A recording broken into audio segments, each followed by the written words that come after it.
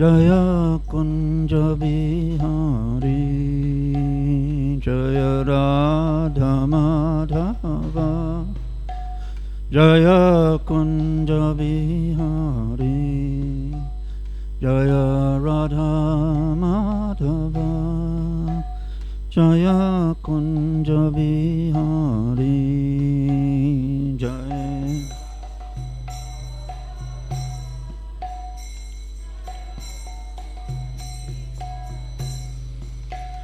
Jai Gopi Janna Vallabha, Jaya Girivaradhari, Jai Girivaradhari, Jai Gopi Janna Vallabha.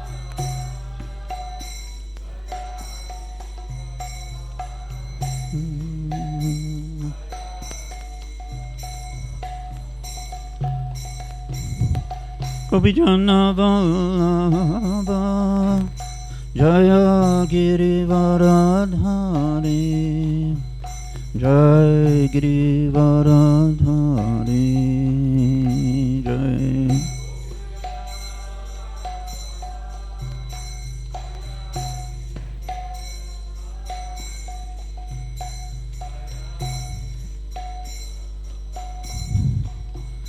Jaya Jasodanandana, Jai Braja Janaranjana, Jaya Jasodanandana,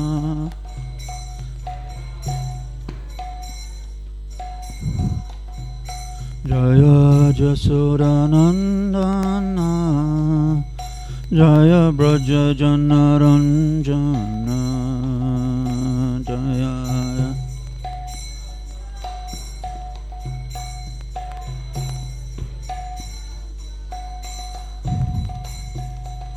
Jamuna Tiravanachari, Jaya Kunja Bihari,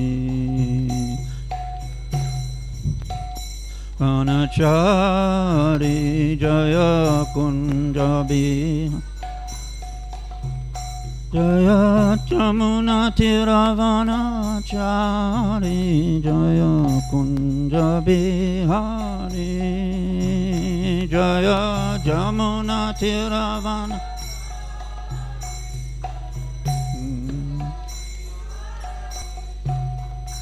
Jaya Radha Madhava, Jaya Kunja Bihari, Jaya.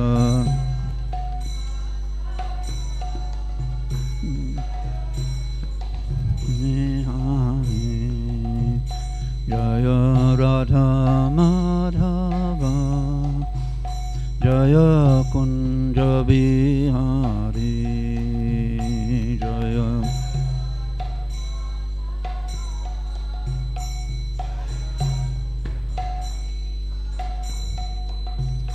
Jaya Gopi Janna Vallabha, Jaya Girivaradhari, Jaya Girivaradhari, Jaya.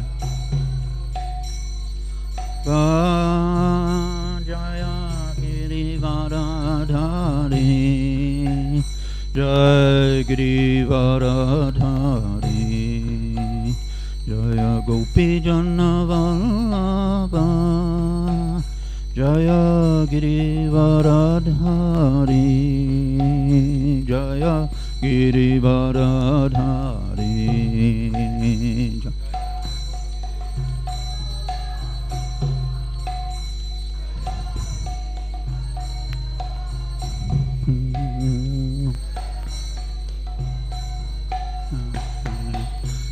Jaya Jasodanandana, Jai Braja Janaranjana, Jaya Jasodanandana, Jaya Braja Janaranjana, Jaya Jasodanandana, Jaya Braja Janaranjana, Jaya.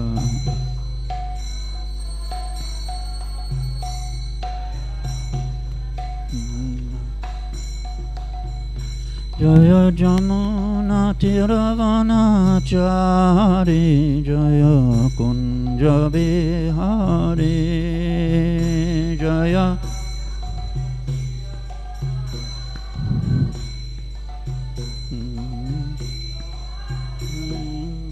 Jaya Jamuna Tiravanachari Jaya Kunja Bihari Jaya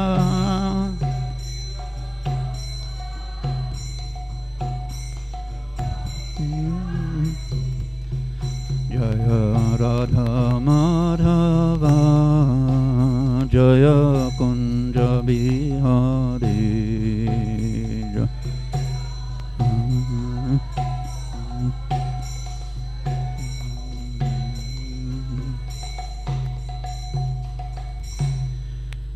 Jayam Vishnupad Paramahamsa Paribharaja Kacharaya Asto Tarasata Srimad Divine Grace Abhay Charanara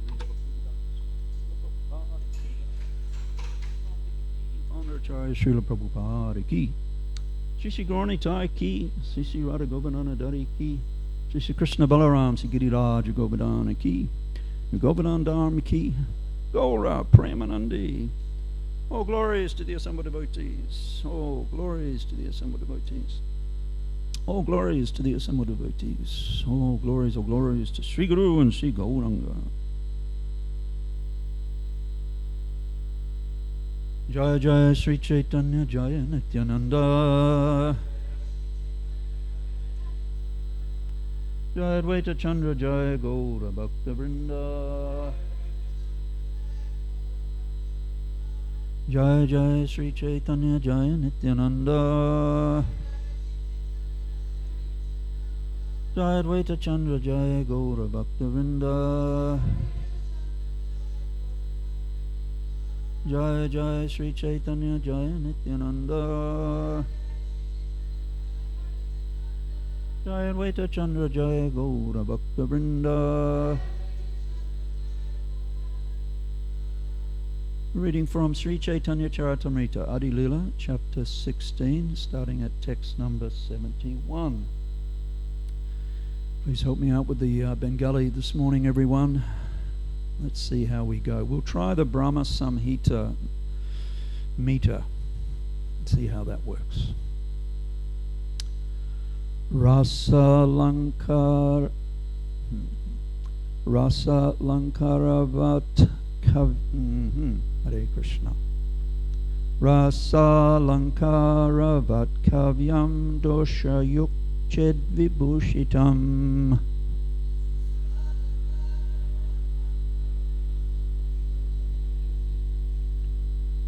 Shadva Pusundaramapi Svitren Ikena Dubagam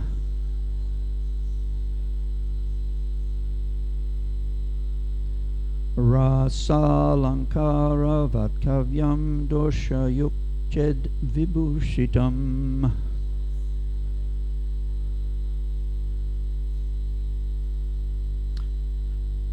Shadva Pusundaramapi Svitrena Ikena Dubagam.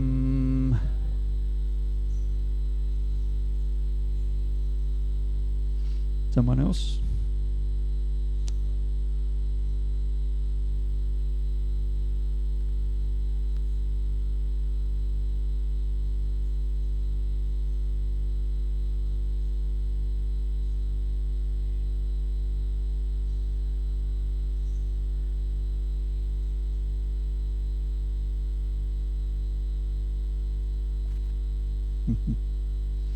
Some other brave souls want to try?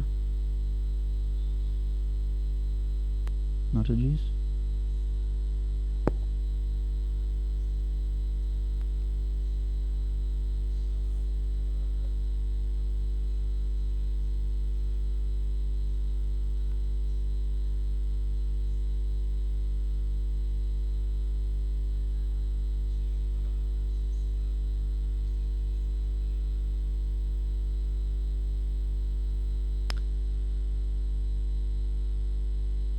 Rasa, with humors. Alankaravat with ornaments, metaphors, similes, etc. Kavyam, poetry. Doshayuk, faulty. Chet, if. Vibhushitam, very nicely decorated. Shat, it becomes so. Vapu, the body. Sundaram, beautiful. Api, even though. Svitrena, by a white spot of leprosy. Ekena, one. Durbagam, unfortunate. Translation. As one's body, although well decorated with ornaments, is made unfortunate by even one spot of white leprosy, so an entire poem is made useless by a fault, despite alliteration, similes, and metaphors. Please repeat. As one's body, although well decorated with ornaments, is made unfortunate by even one spot of white leprosy, so an entire poem is made useless by a fault, despite alliteration, similes, and metaphors. There's no purport, everyone, and there is no purport for quite a few verses, so I'm going to continue reading texts through to text number 81, if I'm not mistaken. Yes. I'll just read the English translation, everybody. Now, here the description of the 5 literary embellishments. Lord Caitanya is, of course, the speaker here, everyone, to Keshava Kashmiri Pandit. There are 2 ornaments of sound and 3 ornaments of meaning.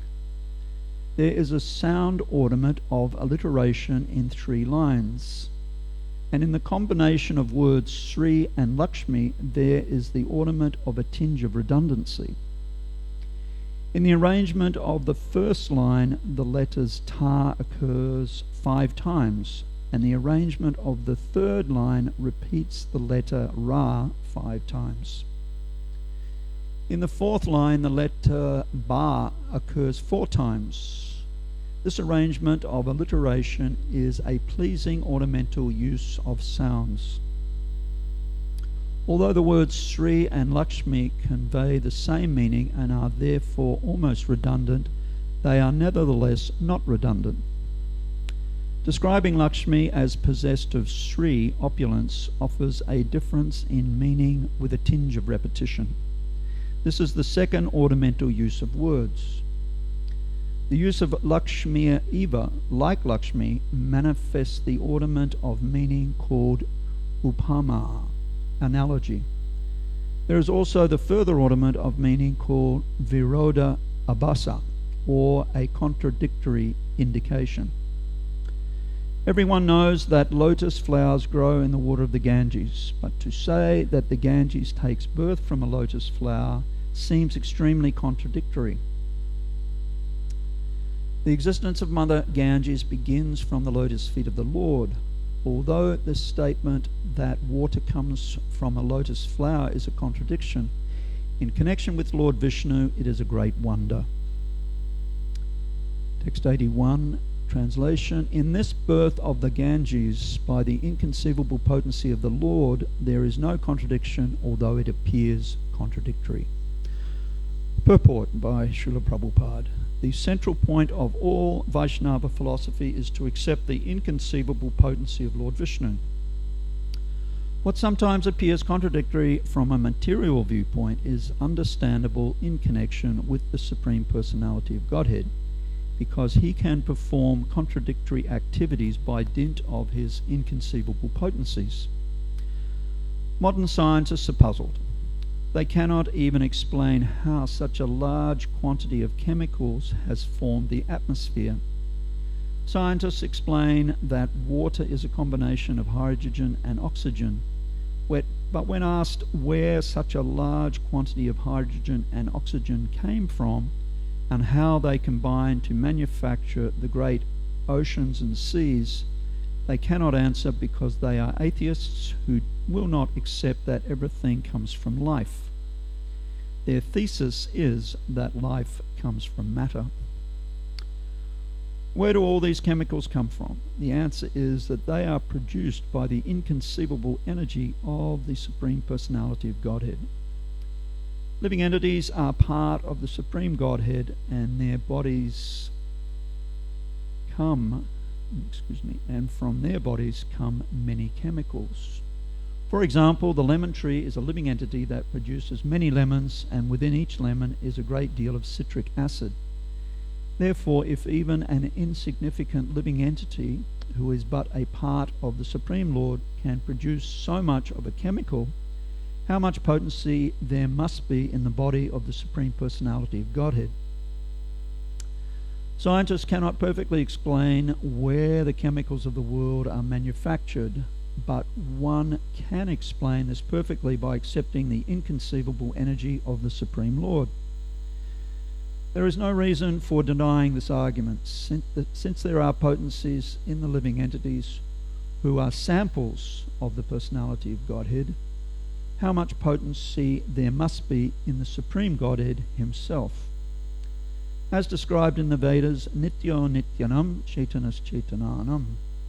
He is the chief eternal of all eternals and the chief living entity amongst all living entities.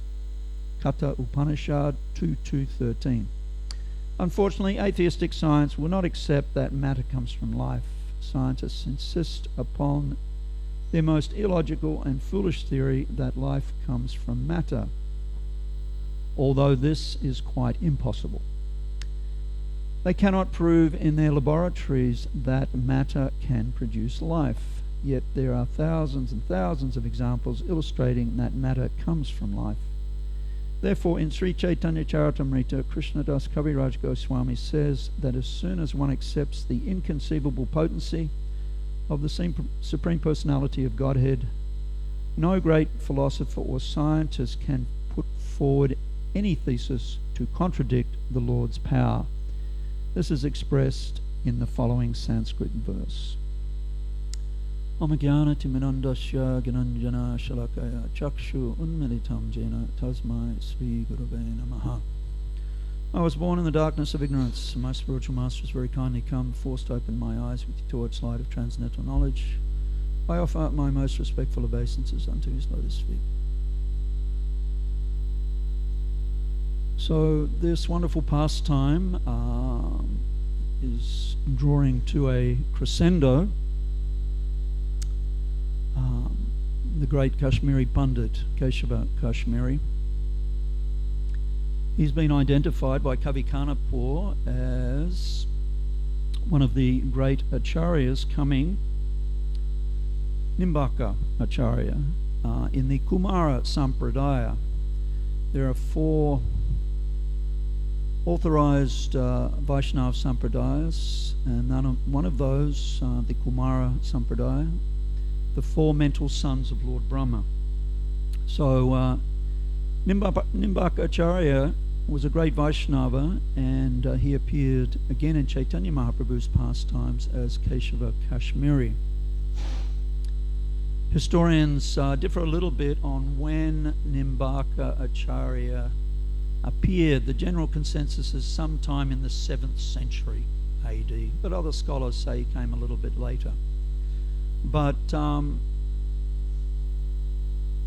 he and his followers are very similar in theology to Gaudiya Vaishnavas. They worship Radha Krishna.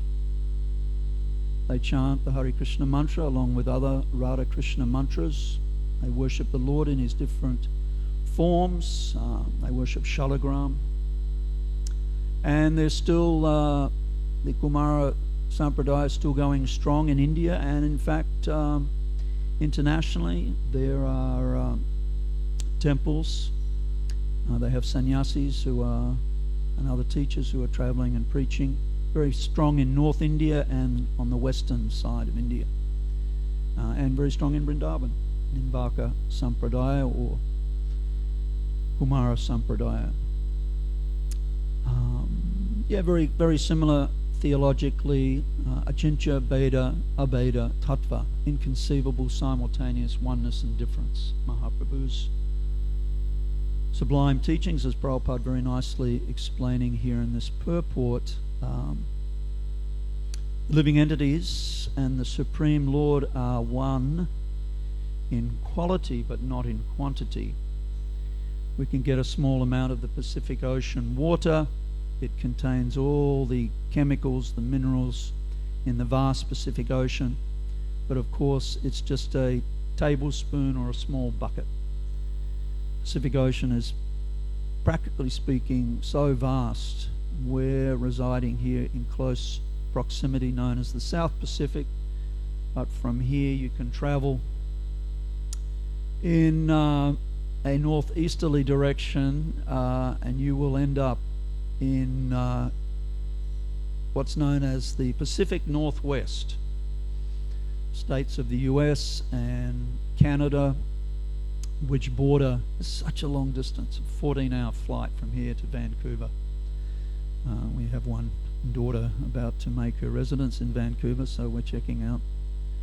It's a long way across the Pacific Ocean. So Nitya Nityanam Chaitanas Chaitananam.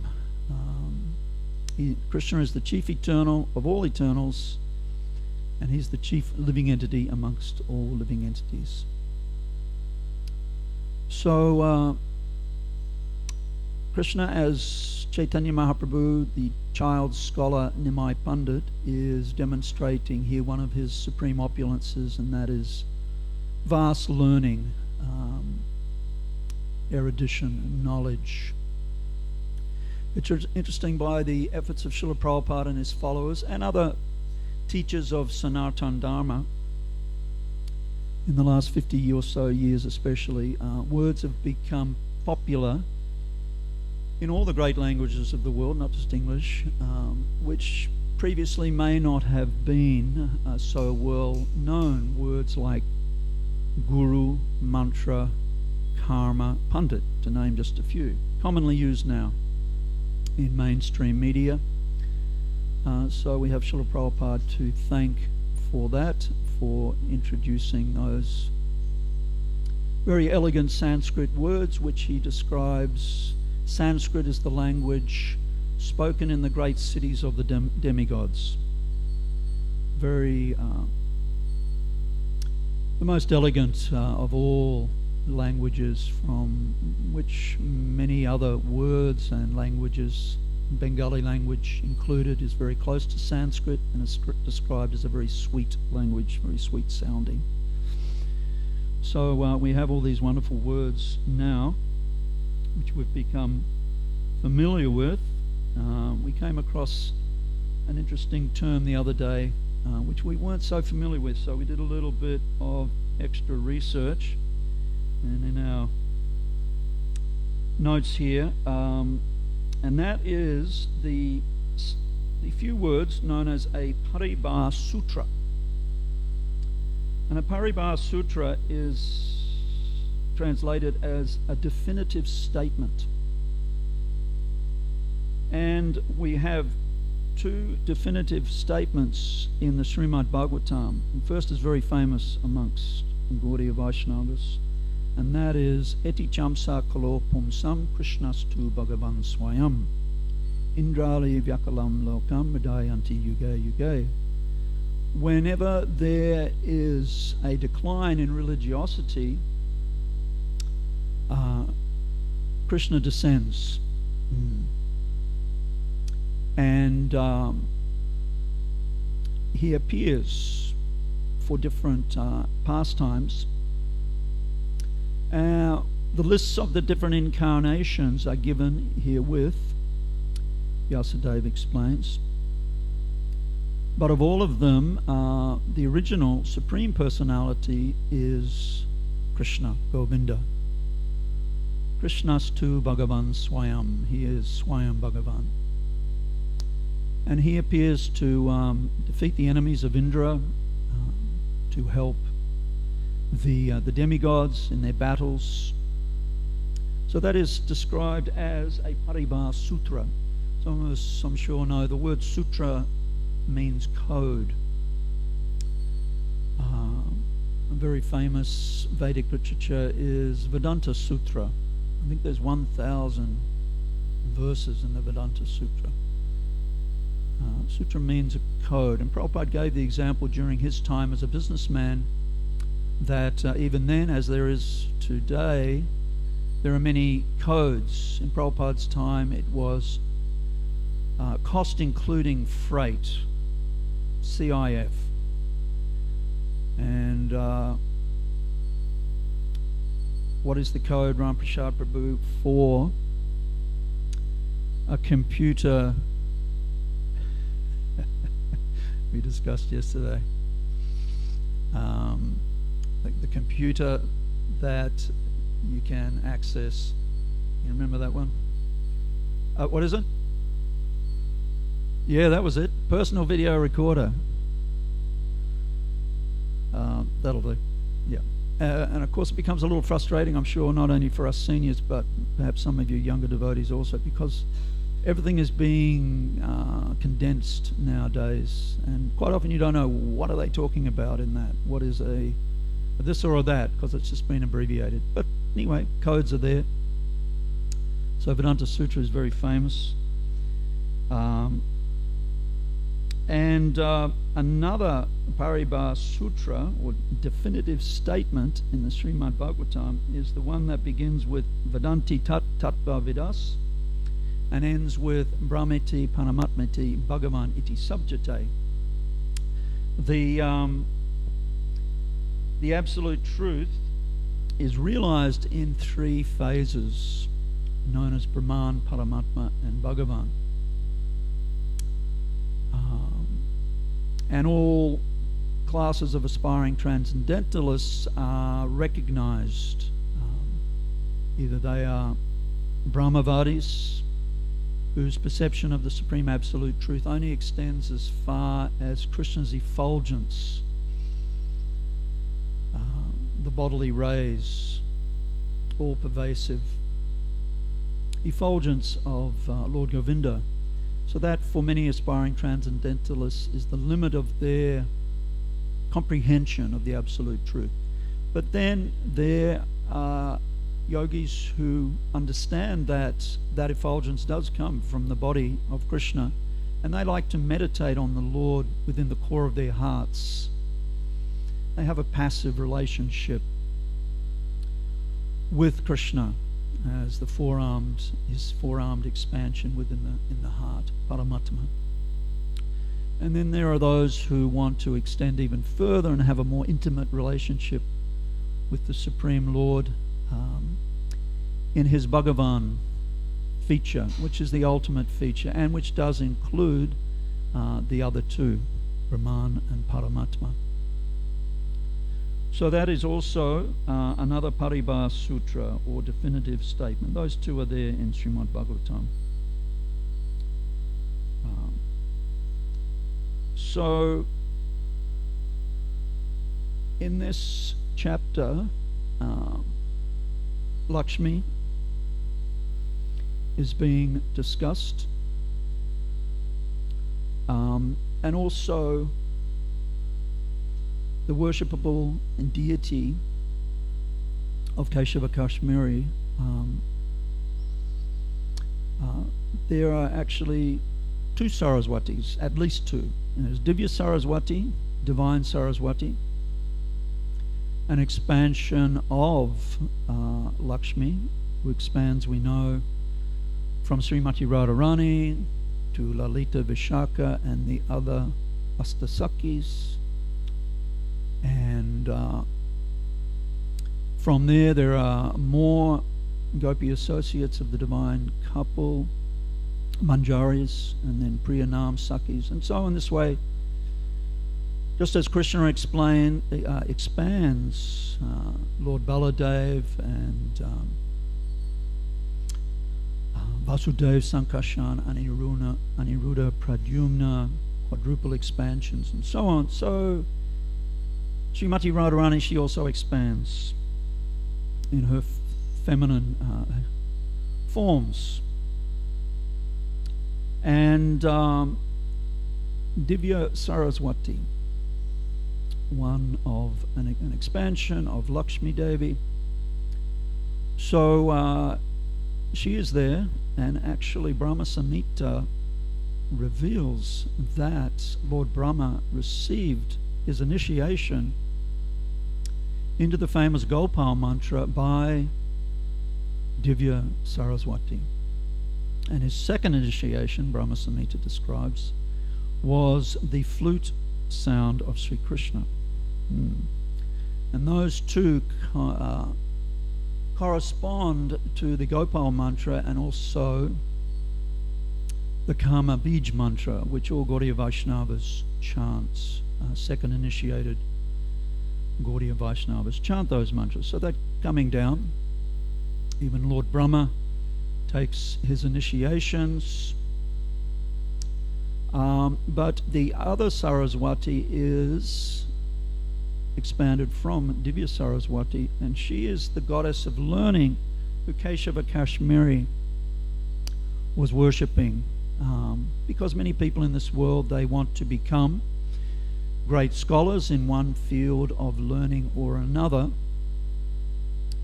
And of course, not to jump ahead, but he was very devoted to the goddess of learning, Saraswati. And we'll read in coming verses how that transpires. But, and of course, we know Krishna is the supreme energetic. And from Sri Radha, there are so many energies. When Mahaprabhu was in Puri, he would observe all the major festivals each year, especially during the 4 months of the rainy season, and for at least 6 years after the Lord relocated to Jagannath Puri, at least 200 or 300 of his followers would come every year and spend those 4 months with him in Jagannath Puri, observing all those festivals. Prabhupada explained that Indian culture was so nice in olden days that people could work for 8 months of the year and then have a 4-month vacation.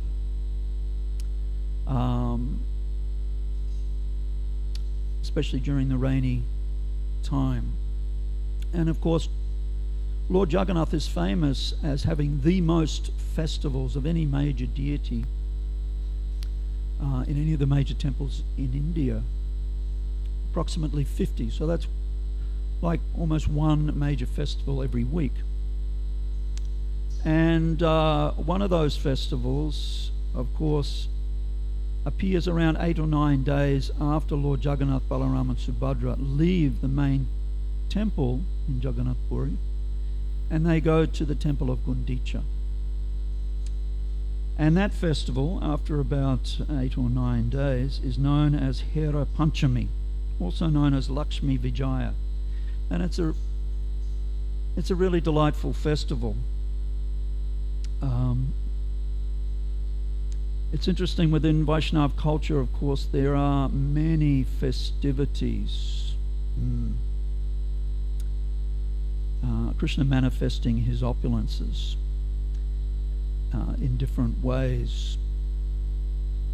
And once we get a little taste for hearing about these, the name, fame, form, pastimes of the Supreme Personality of Godhead in his different forms, then our attraction for hearing mundane topics, it definitely slackens. And not so much interested in that. It's said that, of course, in Bhagavatam, Mahabharata, Puranas, and even in this Caitanya Caritamrta, there are a lot of pastimes, activities performed by kings who are actually great devotees of the Lord. Because kings do interesting and exciting things. And most of us like to hear about interesting and exciting things. If it was all just about what brahmanas did, it wouldn't be very interesting. He sat down, he performed archana, he meditated, and he went back to Godhead. But kshatriyas, warriors, they do interesting and exciting things. So for that reason, so many pastimes involve members of the royal order. So, and similarly Krishna, in his Rath Yatra pastimes, it's Hera Panchami. The Lord Jagannath tells his consort, Lakshmi Devi, I'm just going now on this parade for a day or two. I'll be back soon. So Lakshmi Devi, the wife of the Supreme Lord, she lets her husband go on the Rath Yatra parade in his chariot along with Baladev and their sister Subhadra. But after 2 or 3 days, Lakshmi gets anxious. Her husband has not returned. And she actually gets a little bit annoyed, as wives are want to do if their husbands say they'll be coming back on a certain time and they don't return. So Lakshmi, and Lakshmi has all her own followers, her own devotees. So, and of course, Gundicha is described as a replica Vrindavan. And of course, we all know the essence of the Rath Yatra festival, Krishna being drawn back to Vrindavan by the residents of Vrindavan who've come to the great field of Kurukshetra for the solar eclipse, along with Krishna and all his family members from Dwarka. But the residents of Vrindavan, they're not happy seeing Krishna surrounded by soldiers, rattling chariots, so much armory. So they want to take him back to the rural atmosphere where they enjoyed pastimes with the Lord when he was a young boy.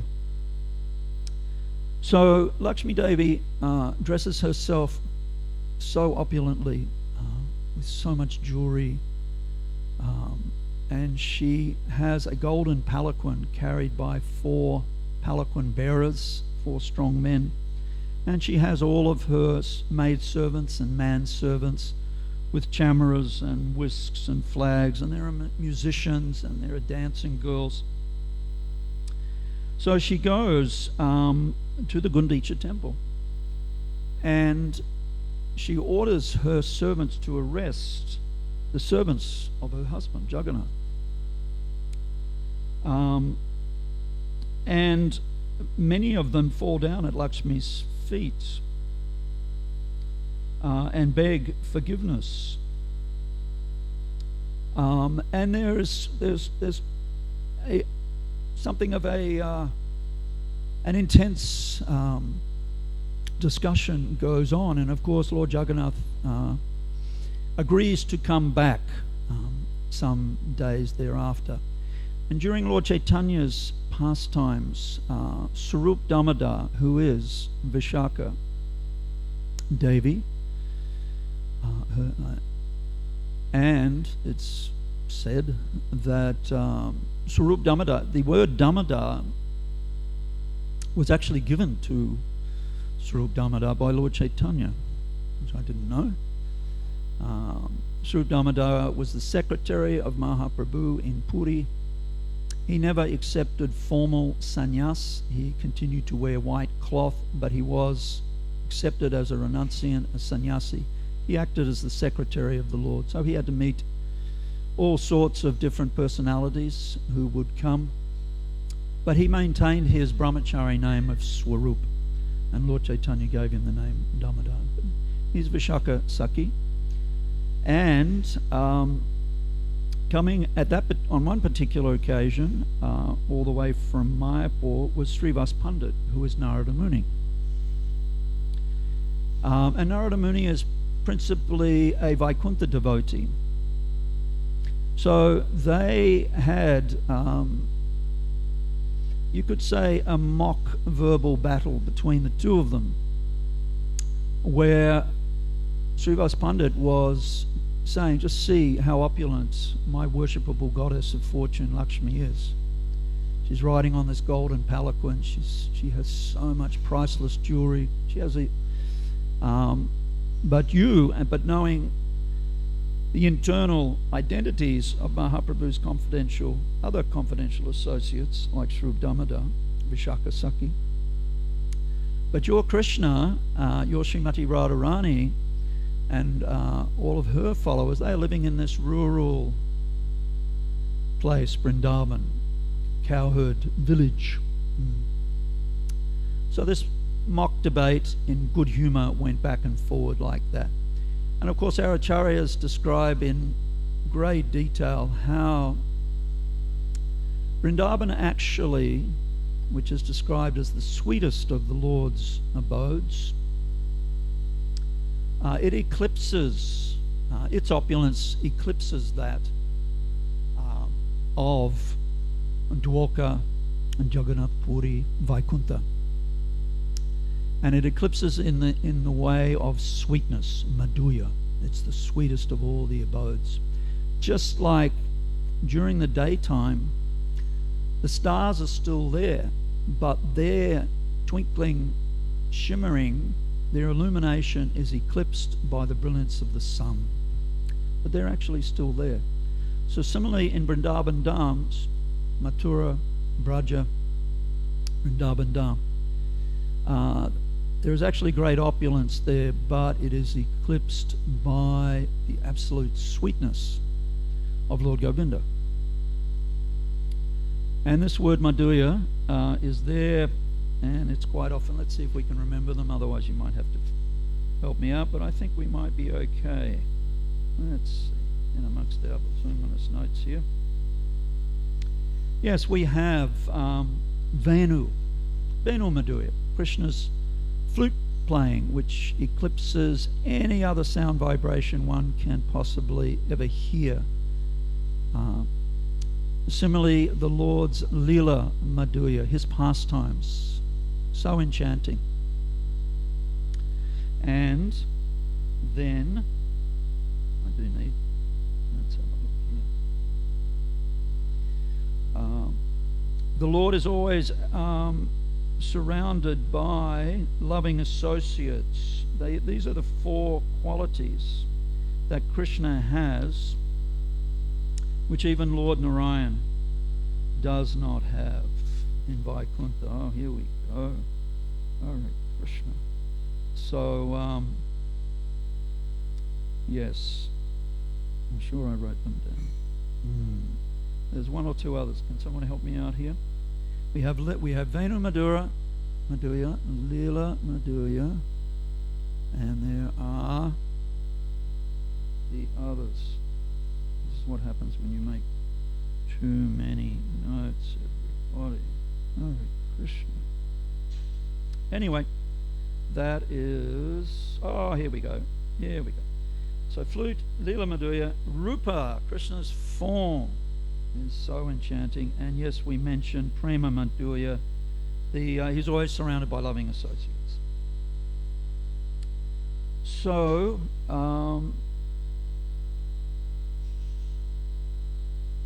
Hare Krishna. It is time. I should stop. See if anyone has any questions or comments. Otherwise, we do have a few more points here, everyone. But does anybody want to... 20 Ram Prasad, do we have a microphone as yet?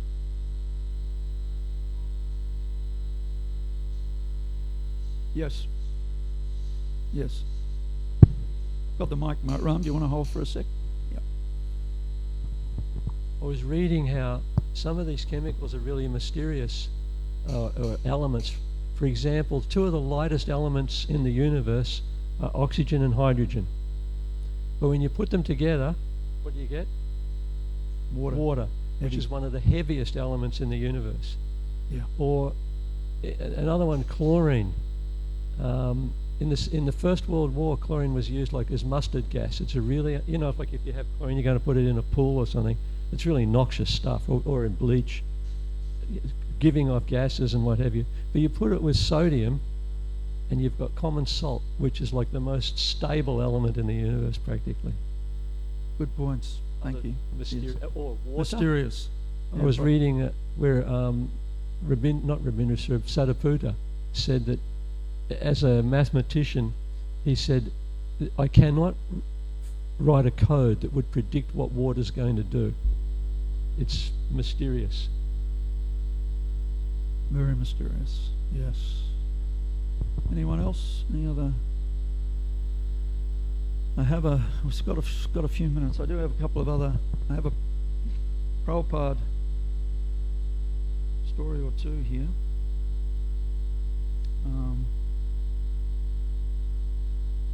Let's just see.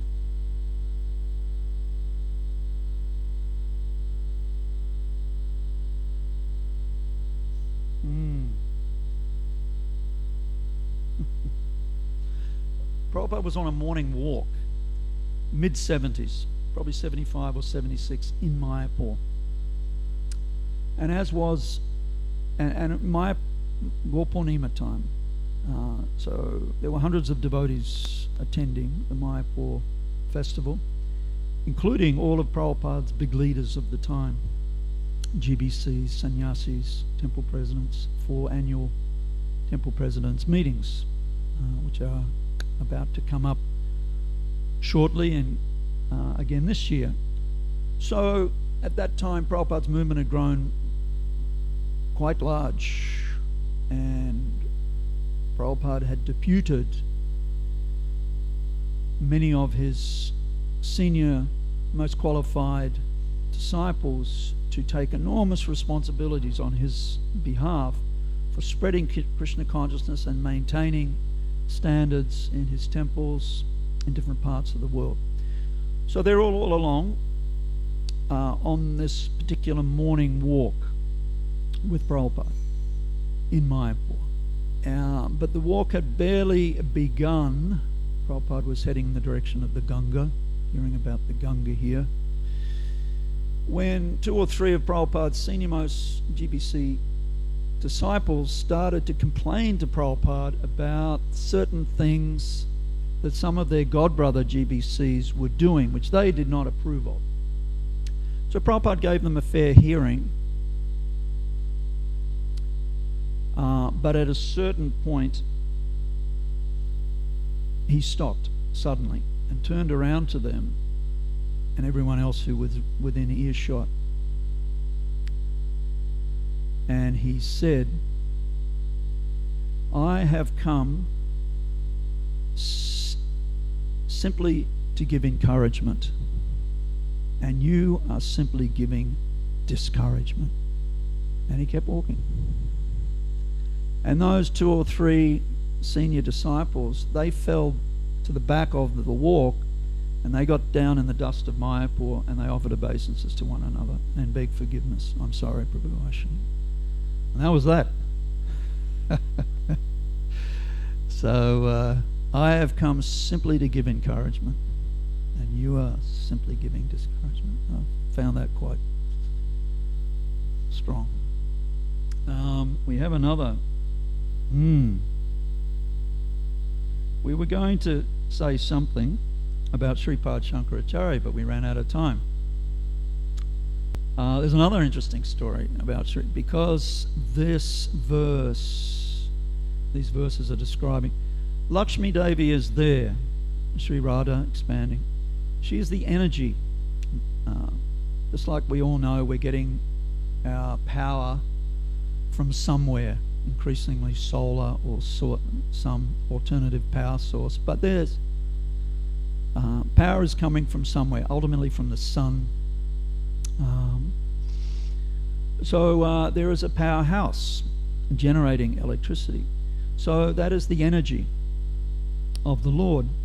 But in classical Shankarite Vedanta monism, there is no acknowledgement of energy. It's just all Brahman.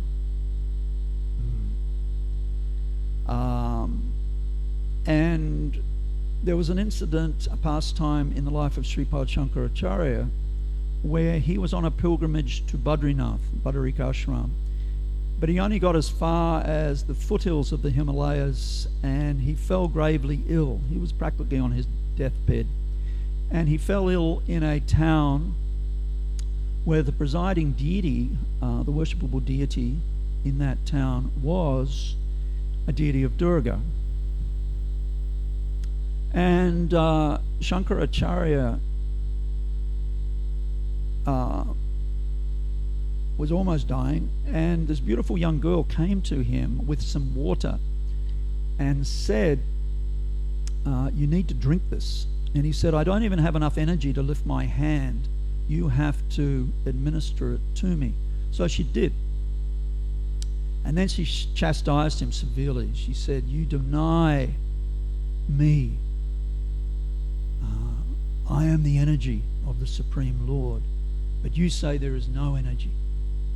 It's all just Brahman. And then she laughed and ran off. And he recovered, and he got the realization that that young girl was none other than the Lord's external energy. He's the energetic source. So, of course, Shankaracharya is an interesting personality. Just as Krishna can expand, so similarly the great demigods, they can also, and demigoddesses can expand themselves. Like Lord Shiva, he expands in many different ways. And one of those expansions of an expansion was Sripad Shankaracharya. In some sampradayas, Vaishnava sampradayas, like the Madhwas especially, they're renunciants, they're sannyasis and brahmacharis, and others, they won't even go into a temple of Lord Shiva because they're still angry at Lord Shiva or for incarnating as Shankaracharya and spreading Mayavad philosophy, which Shankaracharya felt he had to do to overcome Buddhism, which had become accepted almost like a state religion in India during the time. It was patronized by Emperor Ashoka.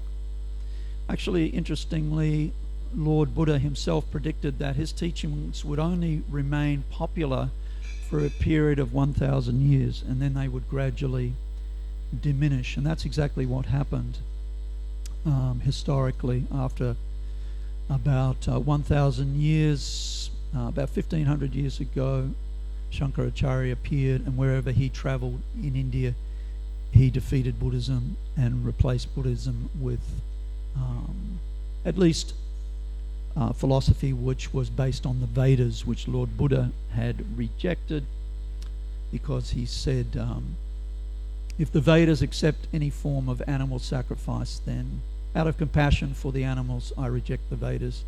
So then Shankaracharya, he came and at least reintroduced Vedic wisdom, but he introduced it or reintroduced it in a form very similar to Buddhism.